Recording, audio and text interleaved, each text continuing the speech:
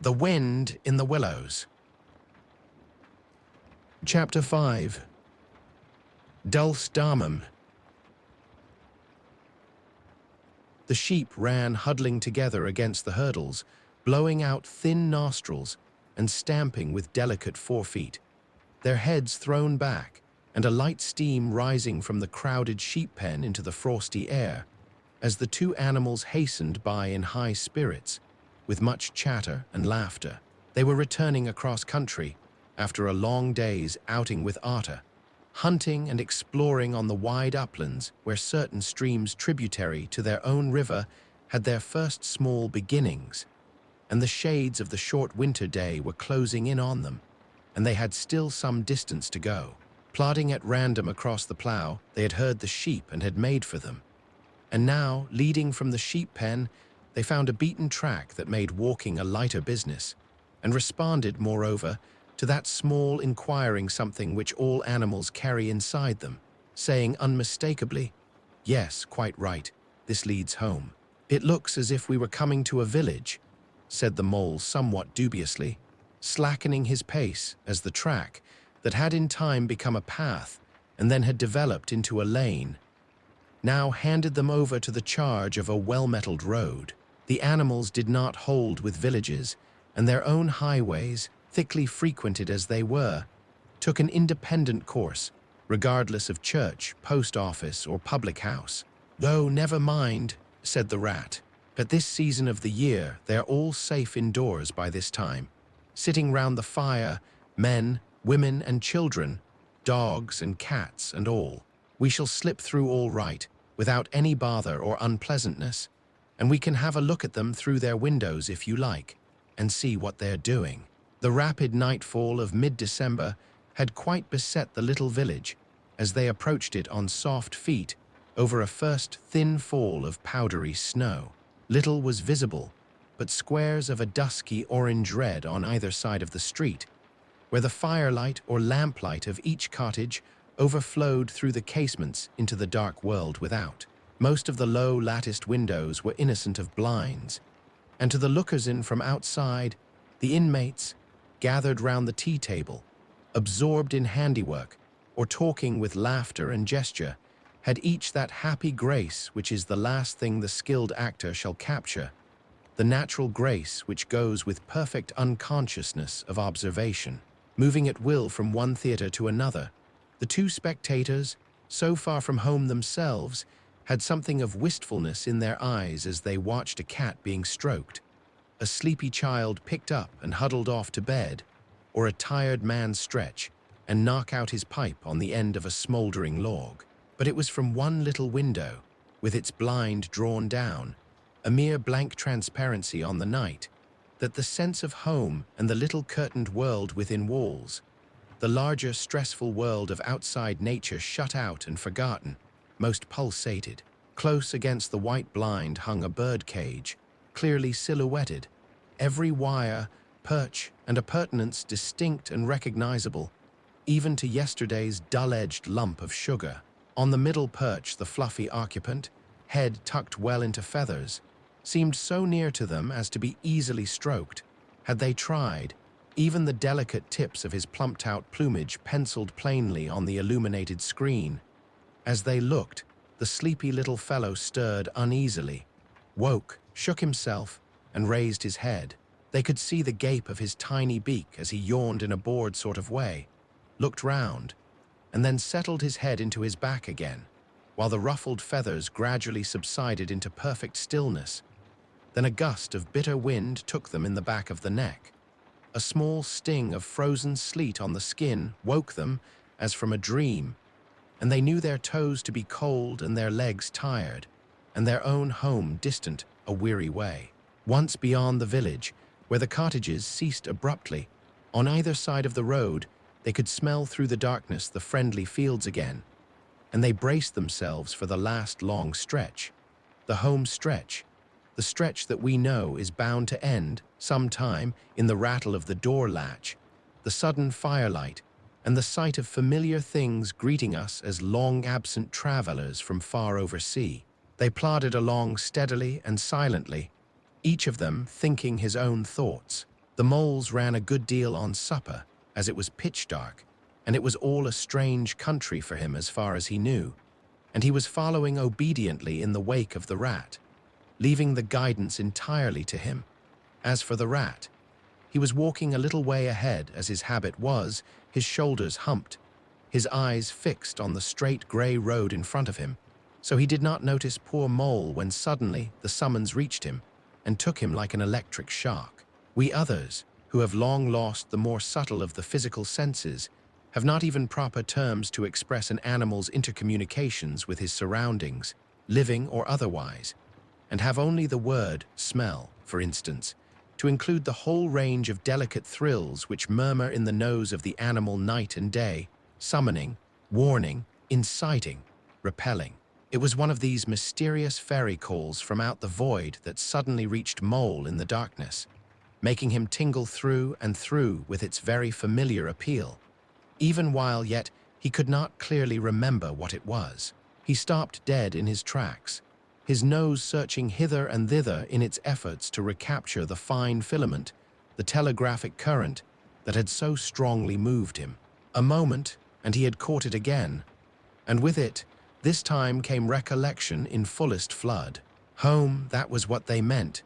Those caressing appeals, those soft touches wafted through the air, those invisible little hands pulling and tugging, all one way. Why, it must be quite close by him at that moment.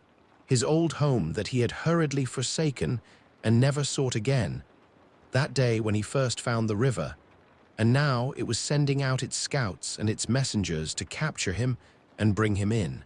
Since his escape on that bright morning, he had hardly given it a thought.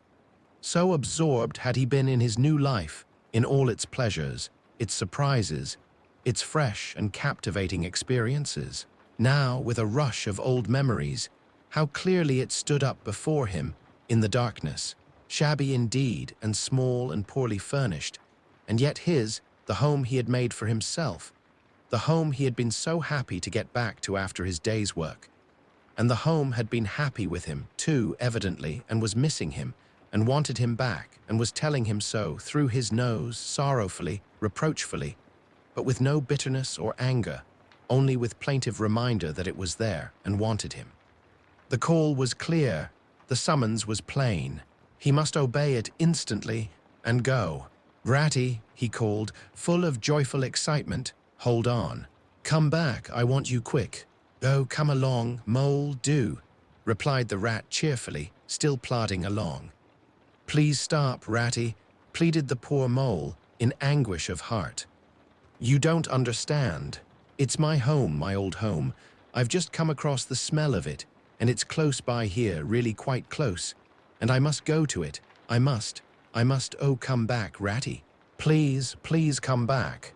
The rat was by this time very far ahead, too far to hear clearly what the Mole was calling, too far to catch the sharp note of painful appeal in his voice, and he was much taken up with the weather, for he too could smell something suspiciously like approaching snow. "Mole, we mustn't stop now, really," he called back. "We'll come for it tomorrow, whatever it is you've found, but I daren't stop now, it's late, and the snow's coming on again, and I'm not sure of the way, and I want your nose, Mole, so come on quick. There's a good fellow." And the rat pressed forward on his way without waiting for an answer. Poor Mole stood alone in the road, his heart torn asunder, and a big sob gathering, somewhere low down inside him, to leap up to the surface presently, he knew, in passionate escape. But even under such a test as this, his loyalty to his friend stood firm. Never for a moment did he dream of abandoning him. Meanwhile, the wafts from his old home pleaded, whispered, conjured, and finally claimed him imperiously. He dared not tarry longer within their magic circle. With a wrench that tore his very heartstrings, he set his face down the road and followed submissively in the track of the rat, while faint, thin little smells, still dogging his retreating nose, reproached him for his new friendship and his callous forgetfulness. With an effort, he caught up to the unsuspecting rat, who began chattering cheerfully about what they would do when they got back, and how jolly a fire of logs in the parlor would be, and what a supper he meant to eat, never noticing his companion's silence and distressful state of mind. At last, however, when they had gone some considerable way further and were passing some tree stumps at the edge of a copse that bordered the road, he stopped and said kindly, "Look here, Mole, old chap, you seem dead tired. No talk left in you, and your feet dragging like lead. We'll sit down here for a minute and rest. The snow has held off so far, and the best part of our journey is over." The mole subsided forlornly on a tree stump and tried to control himself, for he felt it surely coming. The sob he had fought with so long refused to be beaten. Up and up, it forced its way to the air, and then another, and others thick and fast, till poor Mole at last gave up the struggle and cried freely and helplessly and openly, now that he knew it was all over and he had lost what he could hardly be said to have found. The rat, astonished and dismayed at the violence of Mole's paroxysm of grief, did not dare to speak for a while. At last he said, very quietly and sympathetically, "What is it, old fellow? Whatever can be the matter? Tell us your trouble, and let me see what I can do." Poor Mole found it difficult to get any words out between the upheavals of his chest that followed one upon another so quickly, and held back speech and choked it as it came. "I know it's a shabby, dingy little place," he sobbed forth at last, brokenly. "Not like your cozy quarters, or Toad's beautiful hall, or Badger's great house. But it was my own little home, and I was fond of it, and I went away and forgot all about it. And then I smelt it suddenly, on the road, when I called and you wouldn't listen, rat, and everything came back to me with a rush, and I wanted it. Oh dear, and when you wouldn't turn back, Ratty, and I had to leave it. Though I was smelling it all the time, I thought my heart would break. We might have just gone and had one look at it, Ratty, only one look, it was close by, but you wouldn't turn back, Ratty. You wouldn't turn back, oh dear, oh dear." Recollection brought fresh waves of sorrow, and sobs again took full charge of him, preventing further speech. The rat stared straight in front of him, saying nothing, only patting Mole gently on the shoulder. After a time he muttered gloomily, "I see it all now. What a pig I have been. A pig, that's me. Just a pig, a plain pig." He waited till Mole's sobs became gradually less stormy and more rhythmical. He waited till at last sniffs were frequent and sobs only intermittent. Then he rose from his seat and, remarking carelessly, "Well, now we'd really better be getting on, old chap," set off up the road again, over the toilsome way they had come. "Wherever are you, Hick? Going to Hick, Ratty?" cried the tearful Mole, looking up in alarm. "We're going to find that home of yours, old fellow," replied the rat pleasantly. "So you had better come along, for it will take some finding, and we shall want your nose." "Oh, come back, Ratty, do," cried the Mole, getting up and hurrying after him. "It's no good, I tell you. It's too late and too dark, and the place is too far off, and the snow's coming, and I never meant to let you know I was feeling that way about it. It was all an accident and a mistake, and think of River Bank and your supper." "Hang River Bank and supper too," said the rat heartily. "I tell you, I'm going to find this place now if I stay out all night, so cheer up, old chap, and take my arm, and we'll very soon be back there again." Still snuffling, pleading, and reluctant, Mole suffered himself to be dragged back along the road by his imperious companion, who by a flow of cheerful talk and anecdote endeavored to beguile his spirits back and make the weary way seem shorter. When at last it seemed to the rat that they must be nearing that part of the road where the Mole had been held up, he said, "Now, no more talking. Business. Use your nose and give your mind to it." They moved on in silence for some little way, when suddenly the rat was conscious, through his arm that was linked in Mole's, of a faint sort of electric thrill that was passing down that animal's body. Instantly he disengaged himself, fell back a pace, and waited, all attention. The signals were coming through. Mole stood a moment rigid, while his uplifted nose, quivering slightly, felt the air. Then a short, quick run forward, a fault, a check, a try back, and then a slow, steady, confident advance. The rat, much excited, kept close to his heels as the mole, with something of the air of a sleepwalker, crossed a dry ditch, scrambled through a hedge, and nosed his way over a field open and trackless and bare in the faint starlight. Suddenly, without giving warning, he dived, but the rat was on the alert and promptly followed him down the tunnel to which his unerring nose had faithfully led him. It was close and airless, and the earthy smell was strong, and it seemed a long time to rat ere the passage ended and he could stand erect and stretch and shake himself. The mole struck a match, and by its light the rat saw that they were standing in an open space, neatly swept and sanded underfoot, and directly facing them was Mole's little front door, with Mole End painted in Gothic lettering over the bell pull at the side. Mole reached down a lantern from a nail on the wall and lit it, and the rat, looking round him, saw that they were in a sort of forecourt. A garden seat stood on one side of the door, and on the other a roller, for the mole, who was a tidy animal when at home, could not stand having his ground kicked up by other animals into little runs that ended in earth heaps. On the walls hung wire baskets with ferns in them, alternating with brackets carrying plaster statuary, Garibaldi and the infant Samuel and Queen Victoria and other heroes of modern Italy. Down on one side of the forecourt ran a skittle alley, with benches along it and little wooden tables marked with rings that hinted at beer mugs. In the middle was a small round pond containing goldfish and surrounded by a cockleshell border.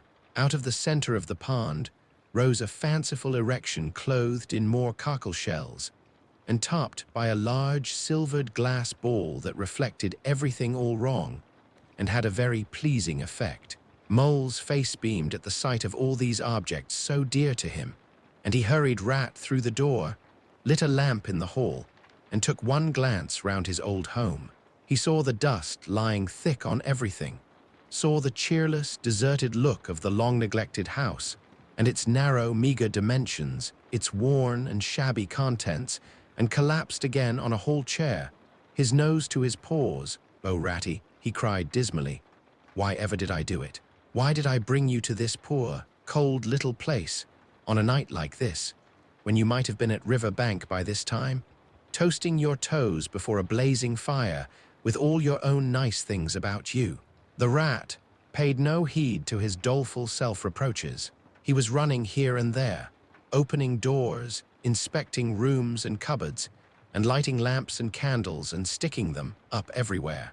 "What a capital little house this is," he called out cheerily, "so compact, so well planned. Everything here and everything in its place. We'll make a jolly night of it.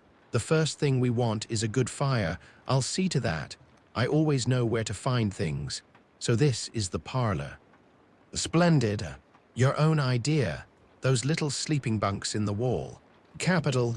Now I'll fetch the wood and the coals. And you get a duster, Mole.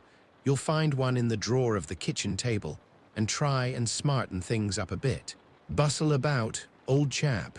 Encouraged by his inspiriting companion, the mole roused himself and dusted and polished with energy and heartiness, while the rat, running to and fro with armfuls of fuel, soon had a cheerful blaze roaring up the chimney. He hailed the mole to come and warm himself, but Mole promptly had another fit of the blues, dropping down on a couch in dark despair and burying his face in his duster.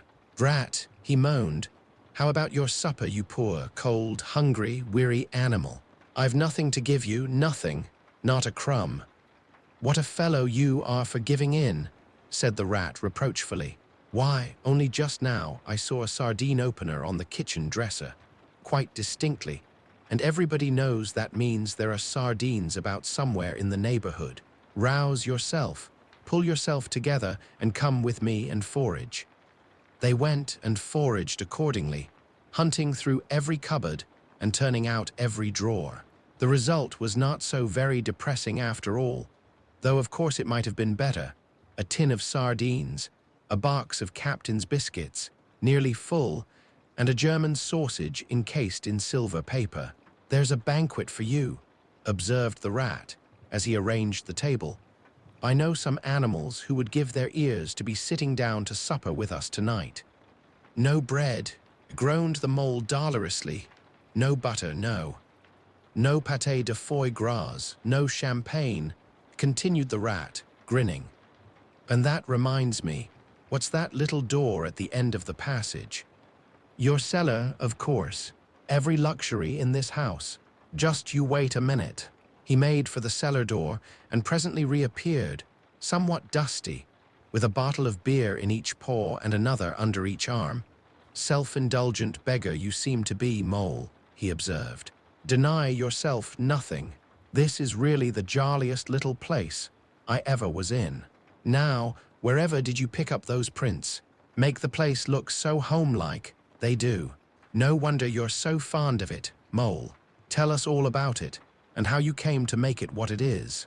Then, while the rat busied himself fetching plates and knives and forks, and mustard which he mixed in an egg cup, the mole, his bosom still heaving with the stress of his recent emotion, related, somewhat shyly at first, but with more freedom as he warmed to his subject, how this was planned, and how that was thought out, and how this was got through a windfall from an ant, and that was a wonderful find and a bargain, and this other thing was bought out of laborious savings, and a certain amount of going without. His spirits finally quite restored, he must needs go and caress his possessions, and take a lamp and show off their points to his visitor and expatiate on them, quite forgetful of the supper they both so much needed. Rat, who was desperately hungry but strove to conceal it, nodding seriously, examining with a puckered brow, and saying, "Wonderful," and "most remarkable," at intervals, when the chance for an observation was given him. At last, the rat succeeded in decoying him to the table, and had just got seriously to work with the sardine opener when sounds were heard from the forecourt without. Sounds like the scuffling of small feet in the gravel and a confused murmur of tiny voices, while broken sentences reached them. "Now, all in a line, hold the lantern up a bit, Tommy. Clear your throats first. No coughing after I say 1, 2, 3. Where's young Bill? Here, come on, do. We're all waiting." "What's up?" inquired the rat, pausing in his labors. "I think it must be the field mice," replied the mole, with a touch of pride in his manner. "They go round carol-singing regularly at this time of the year. They're quite an institution in these parts, and they never pass me over.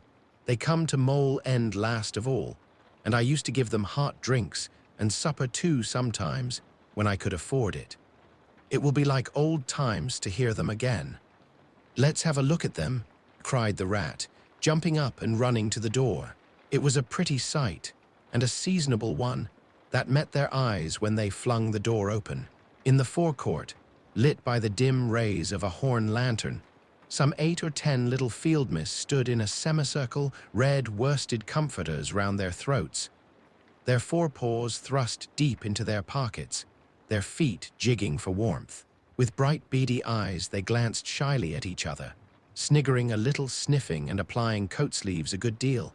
As the door opened, one of the elder ones that carried the lantern was just saying, "Now then, 1, 2, 3, and forthwith their shrill little voices uprose on the air, singing one of the old-time carols that their forefathers composed in fields that were fallow and held by frost, or when snowbound in chimney corners, and handed down to be sung in the miry street to lamplit windows at Yule-time. Carol villagers all, this frosty tide, let your doors swing open wide. Though wind may follow and snow beside, yet draw us in by your fire to bide. Joy shall be yours in the morning. Here we stand in the cold and the sleet, blowing fingers and stamping feet, come from far away you to greet.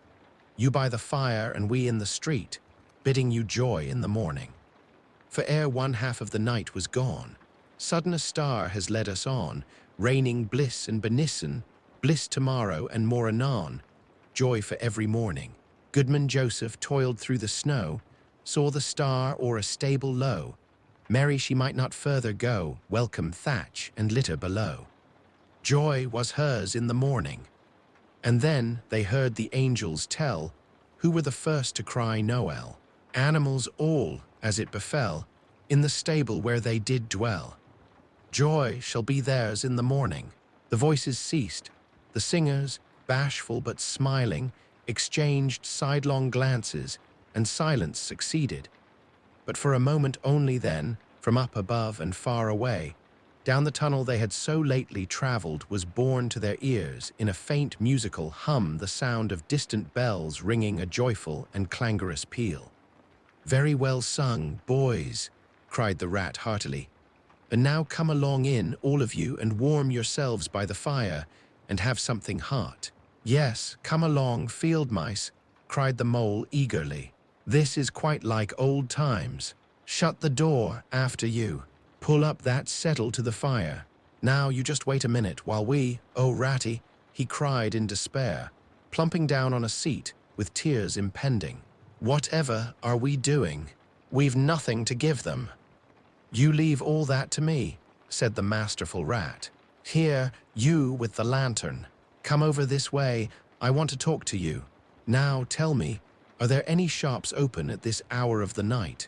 "Why, certainly, sir," replied the field mouse respectfully. "At this time of the year, our shops keep open to all sorts of hours." "Then look here," said the rat. "You go off at once, you and your lantern, and you get me." Here much muttered conversation ensued, and the mole only heard bits of it, such as, "Fresh, mind.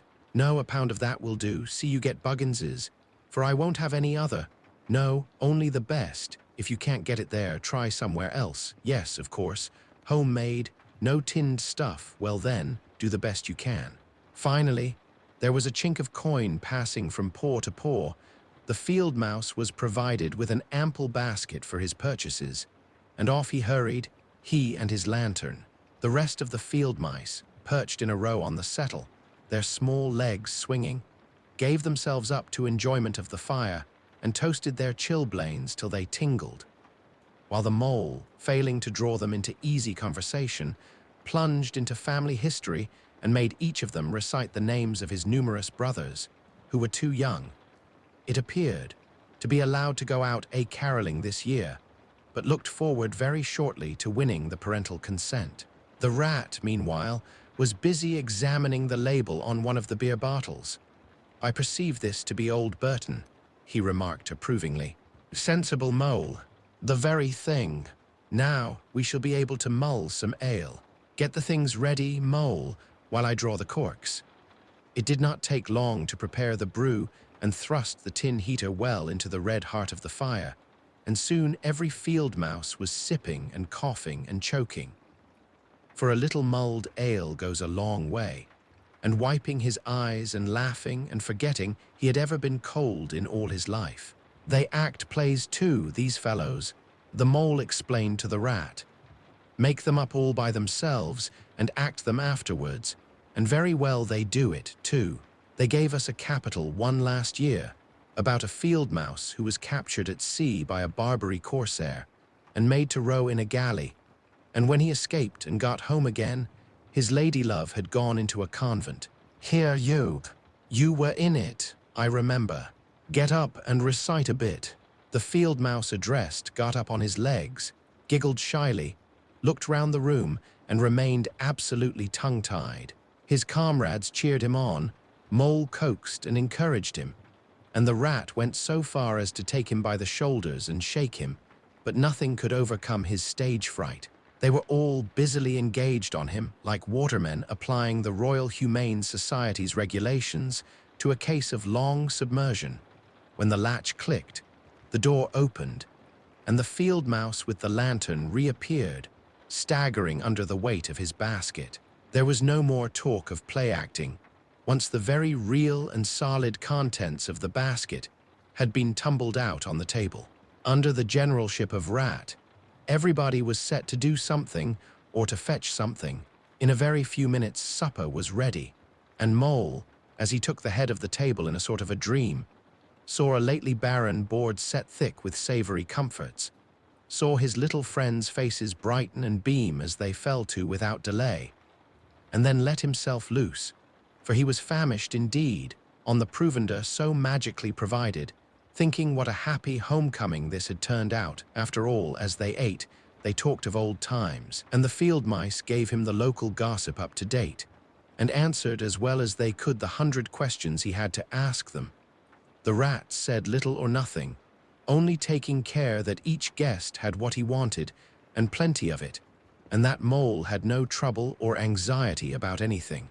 They clattered off at last, very grateful and showering wishes of the season, with their jacket pockets stuffed with remembrances for the small brothers and sisters at home, when the door had closed on the last of them, and the chink of the lanterns had died away. Mole and Rat kicked the fire up, drew their chairs in, brewed themselves a last nightcap of mulled ale, and discussed the events of the long day. At last the Rat, with a tremendous yawn, said, "Mole, old chap, I'm ready to drop. Sleepy is simply not the word. That your own bunk over on that side. Very well then, I'll take this.